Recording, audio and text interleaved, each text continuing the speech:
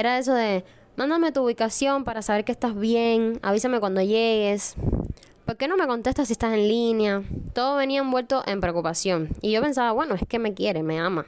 Recuerdo una relación, de hecho fue la última relación que tuve, donde el vínculo al principio fue intenso, muchas promesas, atención constante, excesiva, mensajes constantemente, llamadas prolongadas durante toda la tarde, noche, madrugada, el día entero arriba de mí.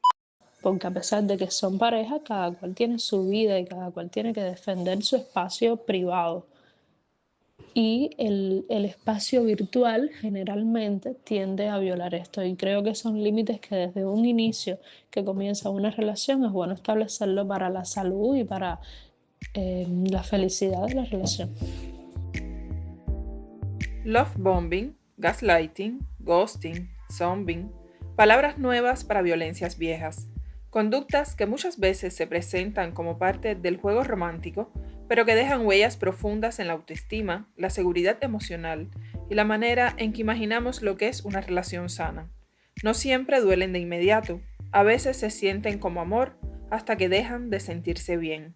En tiempos de virtualidad, redes sociales, las violencias machistas adquieren formas diversas acorde a nuevos contextos, pero el trasfondo sigue siendo el mismo. Hoy hablamos sobre cómo viven estos fenómenos las nuevas generaciones y cómo continúan siendo las mujeres las más afectadas por ello. Contaremos como siempre con testimonios y voces de expertas. Yo soy Lisandra Fariñas y estos son unos minutos de audio donde cada día 25 denunciamos las violencias machistas.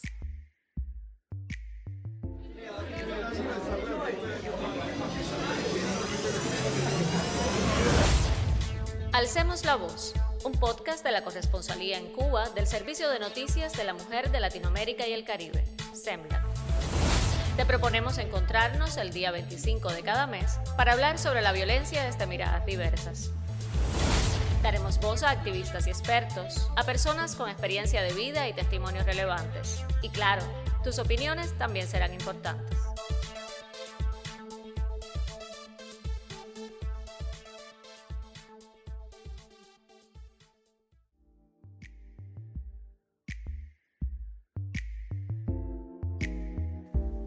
La inmediatez, el anonimato relativo, la hiperconectividad y la exposición constante crean condiciones propicias para que ciertas dinámicas de control y manipulación se instalen y se normalicen con mayor facilidad. Sin embargo, lograr que las personas, fundamentalmente adolescentes y jóvenes, entiendan que el escenario virtual no es un espacio neutro, sigue siendo un desafío. Las relaciones que se construyen en redes sociales, aplicaciones de citas y sistemas de mensajería ocurren en un entorno donde todo es inmediato. El mensaje que exige respuesta rápida, la última hora de conexión, el visto, la foto compartida, la historia reaccionada. Ese flujo constante puede convertirse en terreno fértil para nuevas formas de presión, vigilancia y dependencia emocional. En ese contexto, también se reproducen violencias en la pareja, violencias que pueden parecer sutiles, incluso blandas, disfrazadas de intensidad romántica, de interés excesivo o de silencios estratégicos, pero cuando se observan en su conjunto, revelan desequilibrios de poder que no son nuevos y que desbordan el entorno digital. Las tecnologías no inventaron la desigualdad, lo que hicieron fue amplificarla y darle otros códigos. A ver, la primera, sí. Recuerdo una relación, de hecho fue la última relación que tuve, donde el vínculo al principio fue intenso, muchas promesas, atención constante, excesiva, mensajes constantemente, llamadas prolongadas durante toda la tarde, noche, madrugada, el día entero arriba de mí. Y él no vivía aquí en Cuba y uno de los días que vino, de un día para otro, sin ningún tipo de respuesta, cambió por completo. Le empezó a echar la culpa a la conexión, que había poca conexión, que mi teléfono me llamaba y la llamada no se conectaba. Y empezaron a aparecer otras actitudes de él cuando vino, a perderse supuestamente con los amigos, a salir, cosas que nunca hacía. Y era porque tenía otra relación ahí mismo al lado de su casa. Sí, en varios momentos de la relación me sentí vigilada, controlada, presionada. Cada vez que me veía en las redes sociales en línea o activa, era qué estás haciendo, por qué estás conectada, no estás trabajando, por qué no me escribes. Si desde generaciones anteriores ya estábamos familiarizados con términos como el gaslighting o luz de gas, utilizado para nombrar la acción de minimizar, desvirtuar o negar los argumentos de la otra persona hasta hacerla dudar de su propia percepción y socavar su autoconfianza, hoy contamos con un vocabulario aún más amplio para nombrar esta y otras experiencias. El término gaslighting fue acuñado a partir de la película Gaslight, del año 1940, donde una mujer es manipulada sistemáticamente por su esposo, quien altera pequeños elementos de la realidad para convencerla de que está perdiendo la cordura. Más recientemente, en el contexto de la cultura digital, han emergido otras prácticas que también han sido nombradas por quienes las viven. El love bombing, por ejemplo, describe un bombardeo acelerado e intenso de afecto, promesas y atención desmedida en las primeras etapas de una relación. Puede parecer romanticismo exacerbado, pero muchas veces funciona como estrategia de manipulación emocional. Genera dependencia, idealización y una falsa sensación de vínculo profundo en muy poco tiempo. El ghosting se refiere a la desaparición abrupta de una persona tras una fase de cercanía o intercambio constante, sin explicaciones, sin cierre, sin conversación. El silencio digital se convierte en formas de castigo, indiferencia o evasión de responsabilidad afectiva. Y el zombing ocurre cuando, después de haber desaparecido, esa misma persona reaparece como si nada hubiera ocurrido. Retoma el contacto, envía un mensaje casual, intenta reactivar el vínculo sin reconocer el daño previo. Es una dinámica que combina abandono y reaparición intermitente, generando confusión e inestabilidad emocional. Aunque estos términos parezcan propios de una generación hiperconectada, lo cierto es que las lógicas que lo sostienen no son nuevas. Cambian los formatos, pero persisten las estructuras de asimetría y desigualdad. Para comprender por qué estas prácticas no son hechos aislados, sino parte de dinámicas más amplias de poder y control, conversamos con la psicóloga Emily Corcho Rosales, profesora de la Facultad de Psicología de la Universidad de La Habana.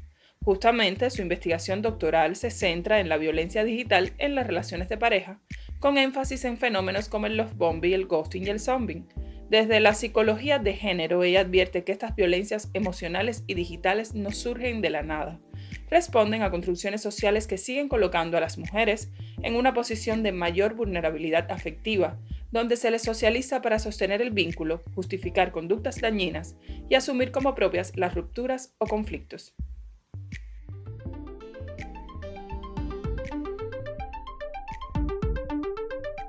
Debemos entender un poco lo que es la violencia de género y entender que no son un conjunto de acciones aisladas, sino que es el resultado precisamente de una estructura de relaciones basada en la dominación del hombre hacia la mujer. Por lo que sí, las expresiones de violencia de género son el resultado de una lógica de que el hombre es superior a la mujer y de que tiene un poder sobre esto. ¿Qué pasa con estos fenómenos? Todavía es un poco debatible para algunos autores de si se trata de una experiencia de género, de experiencia de violencia de género, disculpen. Sobre todo lo referido al tema de los bombing y el ghosting, porque el gaslighting se tiene un poco más claro, pero los estudios sí hablan de que son precisamente las mujeres las mayores víctimas de este tipo de expresiones. Y el hecho de que las mujeres sean las mayores víctimas se puede explicar desde esta lógica de poder que sostiene la violencia de género. Por ejemplo, en el caso del gaslighting, que consiste en hacer dudar a la persona de lo que piensa, de lo que dice, vemos que muchas veces en las relaciones, ante las demandas o exigencias de las mujeres, las respuestas de los hombres suelen ser un poco: tú estás loca, eso no pasó, estás exagerando, eres una tóxica, porque es una expresión bastante común actualmente, asociando una vez más a las mujeres con cualidades supuestamente emocionales. Lo que esto ha sido, o sea, esta lógica ha sido una, de alguna forma, ha sido una forma histórica en la que se ha restado valor a las mujeres. O sea, aparentemente, históricamente, los hombres son más racionales y por tanto pueden tener una visión más racional de la situación. Por lo que este tipo de expresiones un poco habla precisamente de ese privilegio del hombre y de la desigualdad que existe entre hombres y las mujeres, que está un poco fundamentado por los estereotipos de género, que muchas veces han sido la base para explicar la supuesta superioridad masculina. Lo mismo ocurre con el ciclo del love bombing y el ghosting. Sí, hace un tiempo tuve una relación que al principio fue como una película. Mensajes todo el día, buenos días, buenas noches, mi amor, ¿cómo estás? Mensajes hermosos, llamadas hasta quedarnos dormidos.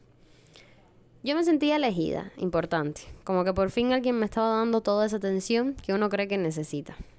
Era demasiado perfecto y ahora que lo pienso, era demasiado rápido también.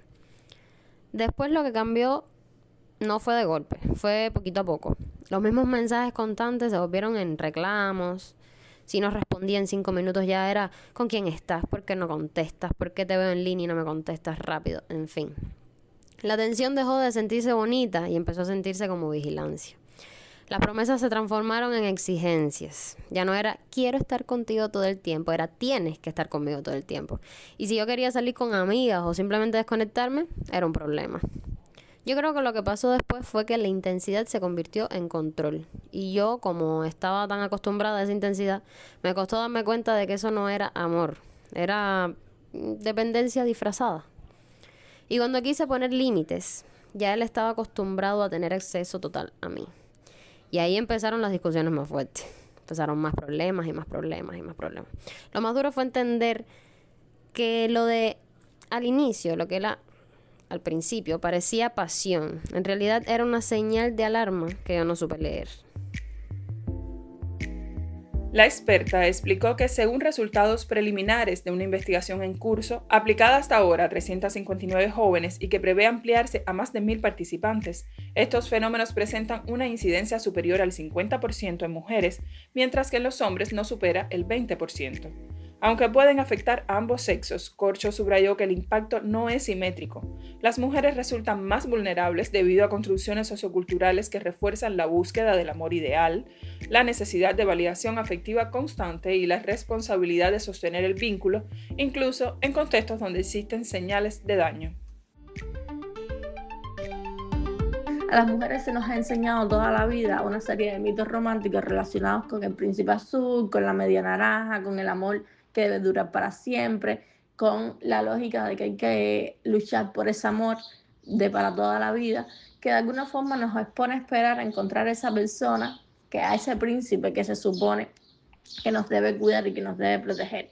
Lo que al final pone al hombre en una posición de que debe proveer a la mujer y a la mujer en la posición de la que debemos esperar por ese amor.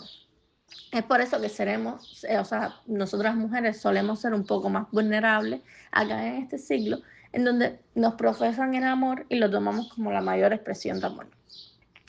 Por lo tanto, se puede decir un poco que estas situaciones son más vulnerables en mujeres porque parten de ese desequilibrio de poder. Quienes realizan esas prácticas se encuentran en una posición de superioridad que de alguna forma es el que define lo que es o lo que no es, el que da y el que quita ese amor, el que de alguna forma determina la presencia o ausencia en la relación. Por lo que se puede considerar un poco como esas son expresiones de violencia de género precisamente en el contexto digital, porque su esencia al final sigue siendo el mismo, la esencia sigue siendo el mismo mecanismo que los de controles tradicionales, aunque son más sutiles y, por tanto, pueden estar disfrazados como nuevas formas de relacionarse. Y lo más fuerte es que al principio yo misma lo justificaba. Era eso de, mándame tu ubicación para saber que estás bien, avísame cuando llegues. ¿Por qué no me contestas si estás en línea? Todo venía envuelto en preocupación. Y yo pensaba, bueno, es que me quiere, me ama. Pero poco a poco dejó de sentirse como cuidado y empezó a sentirse como control, como si fuera mi padre o algo así. Si salía y no respondía rápido, ya era un problema. Si estaba activo en redes y no le contestaba primero a él, discusiones. Si tardaba en devolverle una llamada, interrogatorio. Y tú empiezas a vivir como en alerta, pendiente del teléfono todo el tiempo. No porque quieras hablar, sino porque no quieres que se moleste. Eso cansa muchísimo, te roba tranquilidad.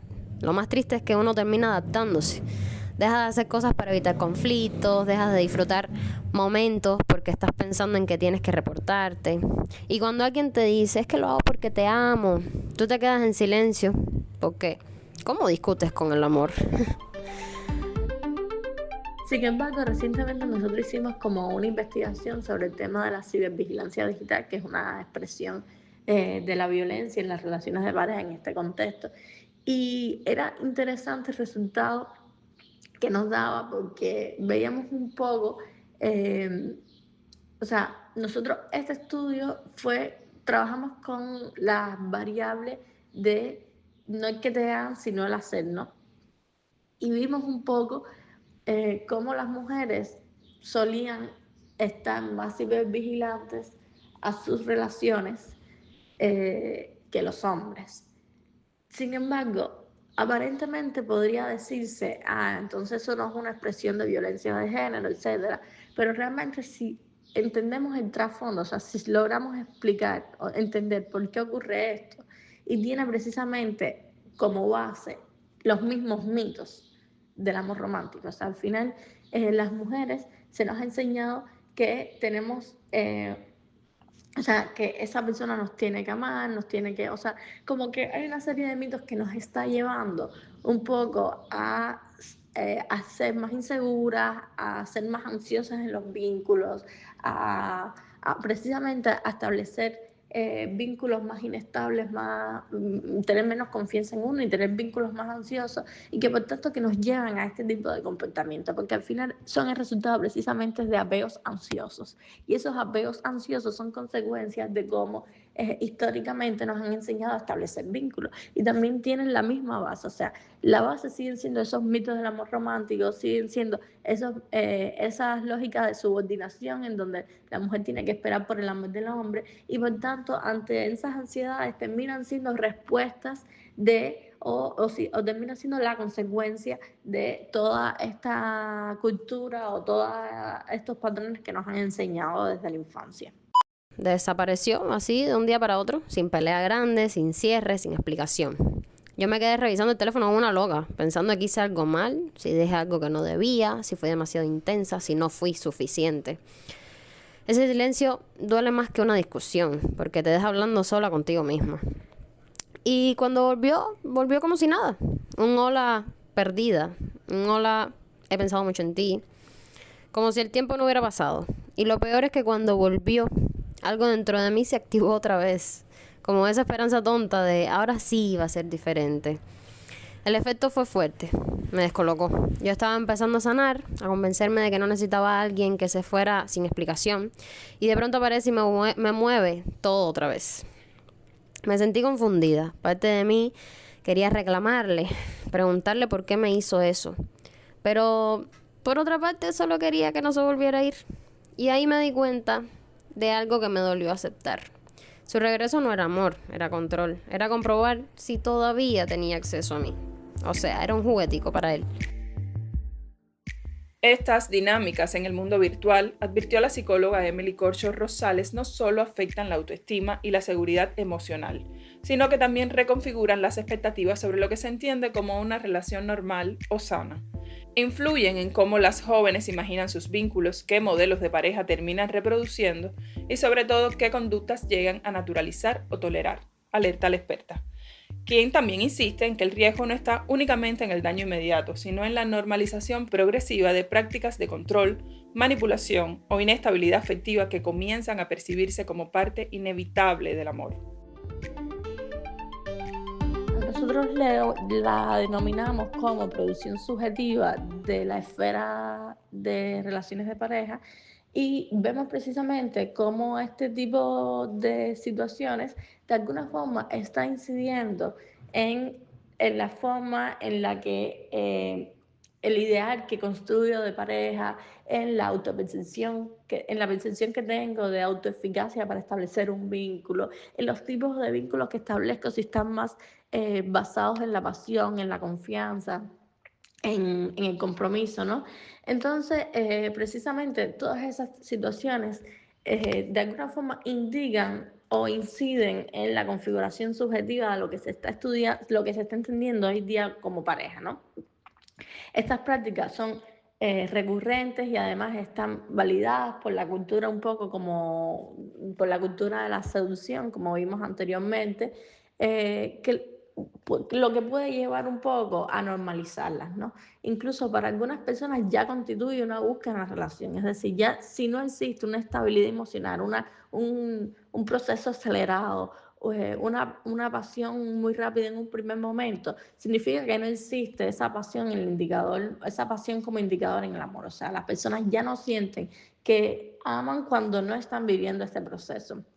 Entonces, un poco esta normalización de estas situaciones puede ayudar, o no puede, ayuda precisamente a perpetuar estos mitos del amor romántico, porque aprenden que el amor verdadero es aquel que lo aguanta todo, que todo se supera y que si te quiere te busca, aunque tú le hayas dicho que no, o que es persistente, o que te profesa amor en la primera semana. Entonces, un poco impacta en el impacto de estas prácticas, crean crea una desconfianza, o sea, producen los jóvenes una desconfianza de sus propios juicios, viven el amor con ansiedad, en lugar de con calma. Incluso tienen como una idea un poco distorsionada de lo que puede ser una relación sana. Y efectivamente sí te afecta la autoestima, afecta tu confianza a la hora de establecer vínculos. O sea, indudablemente está teniendo un impacto en las relaciones. Propuestas a vos.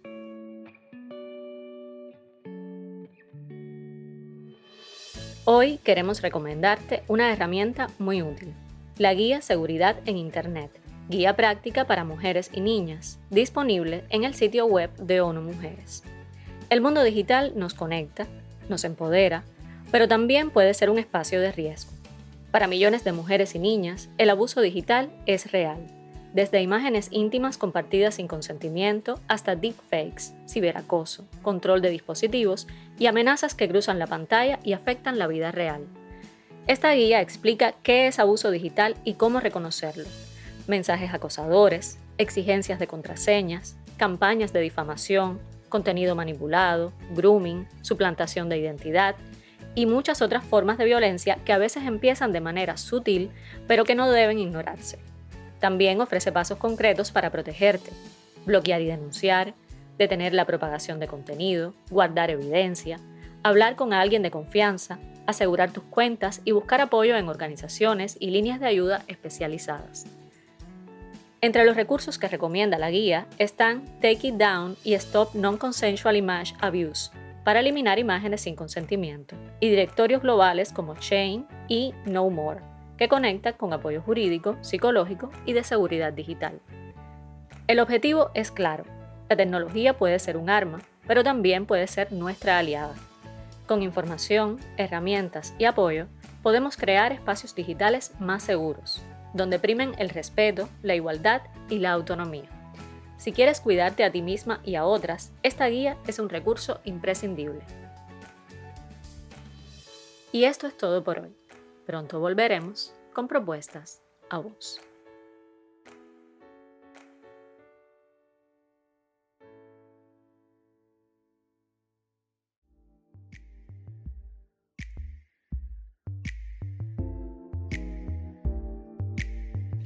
Estás en Alcemos la Voz, un podcast de Sembla Cuba, desde donde cada día 25 denunciamos las violencias machistas. En esta edición miramos hacia los entornos virtuales y cómo también allí se reproducen desigualdades y formas de control en las relaciones de pareja. En vínculos jóvenes, el ideal del amor romántico sigue siendo terreno fértil para prácticas como compartir obligatoriamente cuentas en redes sociales, exigir contraseñas, revisar conversaciones, clonar aplicaciones de mensajería o demandar comunicación y geolocalización constante. Conductas que muchas veces se presentan como prueba de confianza, pero que en realidad encubren vigilancia y control. Al igual que nuestra anterior entrevistada, la psicóloga Claudia Cancio Bello Valles, doctora en ciencias y coordinadora del Centro de Estudios de Bienestar Psicológico Alfonso Bernal del Riesgo, de la Facultad de Psicología de la Universidad de La Habana, también coincide en que fenómenos como el love bombing, el ghosting o el zombing no son hechos aislados, sostienen relaciones desiguales de poder y reproducen el mismo orden de género ahora mediado por redes sociales y tecnologías digitales. Estas dinámicas se observan con mayor frecuencia entre jóvenes de 18 a 22 años, nativos digitales que han construido buena parte de sus vínculos desde plataformas como Instagram y otras redes de interacción constante. Para quienes investigan y acompañan procesos terapéuticos, advierte la especialista, es imprescindible indagar estas prácticas porque constituyen otra forma de violencia. No dejan marcas físicas, pero sí afectan la autovaloración, generan ansiedad y pueden tener consecuencias profundas en la salud mental. Incluso en relaciones que aparentan ser sanas, estas dinámicas pueden estar presentes.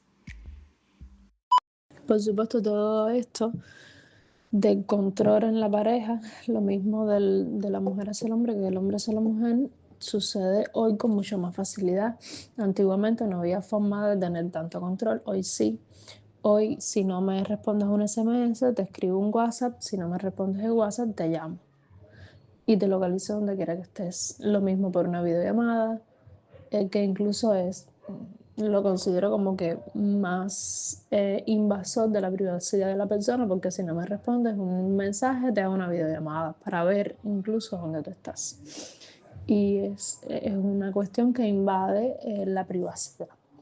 Creo que es importante que hoy en día, con todo el tema del internet, de los mensajes, de los WhatsApp, que todo el tiempo podemos tener control sobre otra persona, dónde está, su ubicación, qué está haciendo. Creo que desde un inicio las parejas deben establecer un límite sobre esto. Hasta dónde permite uno y el otro que esto se viole, que estos límites se violen o que no se violen los límites, establecerlos. Porque es muy sano, es muy saludable para una relación que cada cual conozca lo que está haciendo la otra persona o lo que pretende hacer la otra persona, pero que se sienta con libertad de hacer. Por otra parte, Cancio Bello alerta sobre los mensajes que circulan con fuerza en el espacio virtual y que reproducen imaginarios discriminatorios o refuerzan creencias dañinas. En redes sociales se repiten narrativas como las de dos mitades de la naranja, destinadas a complementarse para toda la vida, o la idea de que solo determinados perfiles, por ejemplo, personas con trastornos psiquiátricos o con consumo problemático de alcohol, ejercen violencia. Estas representaciones simplifican el problema, lo individualizan y lo despojan de su dimensión estructural. Así se perpetúan mitos que no solo distorsionan la comprensión del fenómeno, sino que también contribuyen a normalizar y sostener las violencias. ¿Qué impacto tiene esto en la autoestima y la seguridad emocional en la que los jóvenes construyen sus expectativas? Tiene que ver con yo voy a cumplir, o sea, ahora nos pone esto a un reto, porque si lo que ellos quieren cumplir es lo que los creadores de contenido y los influencers están como tomando en cuenta, pues de alguna manera entonces estamos hablando de que si no se llega a esos estándares, la autoestima disminuye. En general siempre hay un daño de la autovaloración, que de alguna manera va a dañar también un poco a la seguridad emocional, cuando no se llega a ese ideal que se tiene de relación de pareja adecuada, o cuando la persona que está al lado tuyo no toma en cuenta tu punto de vista. O cuando la idea de pareja de pronto son dos influencers que aparentemente tienen una relación perfecta, que no discuten, y uno de pronto se da cuenta que no llega hasta ahí. Sin embargo, se idealiza las relaciones de pareja y por tanto de alguna manera no es posible llegar hasta ahí. Ahora tenemos también unos líderes de opinión que ya no son solo los artistas, ni solo los cantantes o los futbolistas o los deportistas, que también lo son, sino otras personas que incluso estamos hablando de con vidas tan tradicionales como mujeres amas de casa, que de pronto nos muestran una relación de pareja, incluso jóvenes, donde uno tiene que cumplir con lo que ellas viven. Obviamente cuando la persona que sigue estos reels no cumple con su pareja o de pronto no tiene pareja, bueno, pues esto genera una afectación en la autovaloración, sentimientos de inseguridad, disminución de la autoestima, depresión, ansiedad, ausentismo y absentismos. Y en el caso de las mujeres, también trastornos de la alimentación en términos de nunca estoy totalmente conectada con el ideal de mujer que debería ser, por tanto, o con el ideal de pareja que quiere esta pareja que yo tengo. Entonces, desde ahí todo esto pasa. Y también, ya por último, también para no que todo sea negativo, si uno selecciona qué contenido mirar, si uno se selecciona qué influencer seguir, o si uno selecciona qué busca dentro del... Es decir, si uno no es un espectador poco crítico ante si uno se convierte en un espectador crítico ante lo que pudiera ser el consumo de redes sociales, se puede atrapar también aprendiendo de las redes sociales. Se puede atrapar también de alguna manera criticando lo que no está bien para uno y puede también fortalecer pensándolo también desde otra perspectiva. O sea, las personas que tienen suficiente autovaloración, autoestima, la posibilidad de decir que no, la posibilidad de ser fuertes y transformar, bueno, pues entonces es una manera diferente de funcionar ante las redes sociales y ante lo que sería la violencia. Nombrar estas prácticas no rompe el amor, rompe el silencio, porque no todo lo que seduce cuida, no todo lo intenso es sano y no toda la desaparición es casual. Reconocer estas señales es el primer paso para construir vínculos donde el afecto no sea una forma de control, sino un espacio de libertad, respeto y cuidado mutuo. El amor no debería confundirte ni disminuirte, no debería vigilarte ni ponerte a prueba. Debería hacerte sentir segura, escuchada, valiosa. Y cuando duele, en lugar de cuidar, es momento de decir basta.